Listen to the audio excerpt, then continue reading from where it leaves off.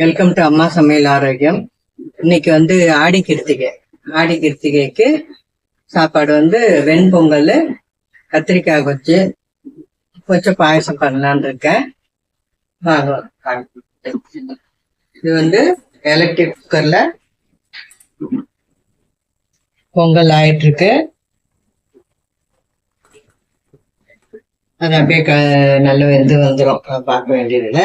இப்போ கத்திரிக்காய் கொச்சிக்கு ஒரு 1/4 டம்ளர் பாசிப்பருப்பு போட்டிருக்கேன், மஞ்சத்தூள் போட்டிருக்கேன், கொஞ்சம் பெருங்காயம், ஒரு 1/2 டீஸ்பூன் பெருங்காயம் போட்டுக்கோங்க. அப்புறம் கத்திரிக்காய் ஒரு சின்ன சைஸ் ஒரு 3 கத்திரிக்காய் எடுத்திருக்கேன். அப்புறம் வெங்காயம் ஒரு மீடியம் சைஸ் வெங்காயம், 2 தக்காளி போட்டுக்கலாம். மஞ்சத்தூள் போட்டிருக்கேன்.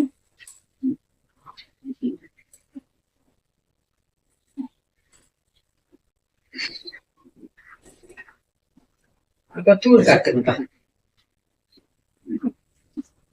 இது குழம்பு மிளகாத்தூள், அவங்கவுங்க காரத்துக்கு ஏற்ற மாதிரி போட்டுக்கோங்க.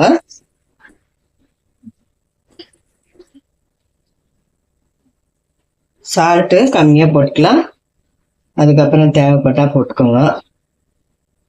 இது ஒரு 1/2 டீஸ்பூன். இப்போ அடுப்பு பற்ற வச்சு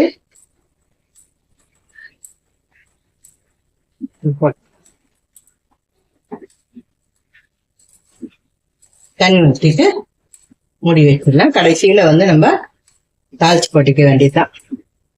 கொசுக்கு சில பேர் கொஞ்சமா புளி ஊத்துவாங்க. நான் இன்னைக்கு புளி ஊத்தல. அந்த மாதிரி தேவைப்பட்டா கொஞ்சம் சின்ன நெல்லிக்காய் சைஸ் புளிய அதை கரைச்சி ஊற்றிடுவேன்.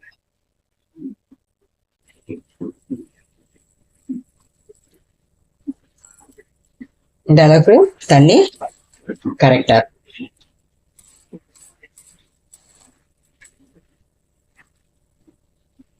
இப்போ மூடி வெயிட் போட்டுடலாம்.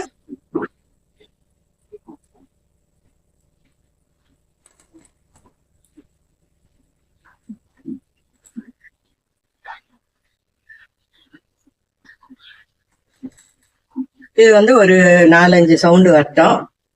அதுக்கப்புறம் மேலேயே கூட ஒரு சப்போஸ் வேகலை அப்படின்னா நம்ம பருப்போட போட்டுக்கிறதுனால கூட ஒரு 2 சவுண்டு வந்தாலும் தப்பு கிடையாது. ஆயிடுச்சு.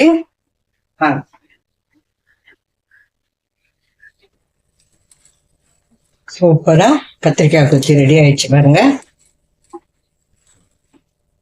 இன்னைக்கு கடுகு, 2 காஞ்ச மிளகா, கருவேப்பிலை தாளிச்சு கொட்டியாச்சு.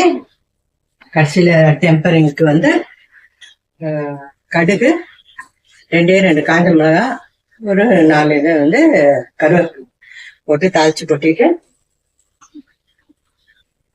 சூப்பரா இருக்கும். இது கிருத்திகைக்கு நான் பண்ண சமையல்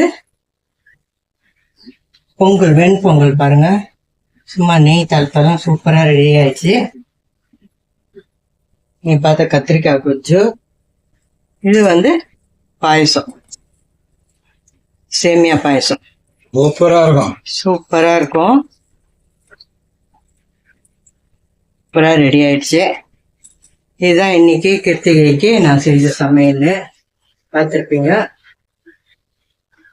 இதை யார் யார் கும்பிடுவீங்களோ அவங்களாம் நல்லபடியா கும்பிடணும், கடவுள் நல்லா வச்சிருக்கணும்னு நான் வேண்டிக்கிறேன்.